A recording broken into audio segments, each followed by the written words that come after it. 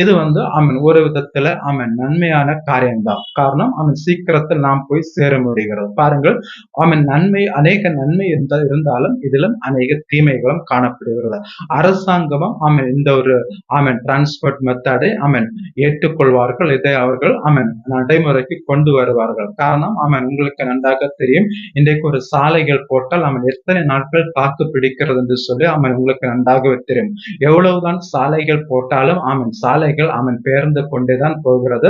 அதன் மூலமா விபத்துகளும் அதிகரித்துக் கொண்டேதான் போகிறது. பாருங்கள், ஆனால் எப்படி சாலைகளை இப்பொழுதெல்லாம் முன்னாடி உள்ள காலகட்டத்தில் ஒரு 5 வருடங்களுக்கு ஒரு முறை பராமரித்தால் போதுமானதா இருந்தது. ஆனால் இன்றைக்கு அப்படி அல்ல. 1 வருடத்துக்கு ஒரு முறையோ 2 வருடத்திற்கு ஒரு முறையோ பராமரித்தால் மட்டுமே சாலைகள் ஒழுங்காக காணப்படுகிறது. மற்றபடி சாலைகள் அனைத்தும் சீக்கிரமாக பெயர்ந்து போகிறதை நம்மால் பார்க்க முடிகிறது.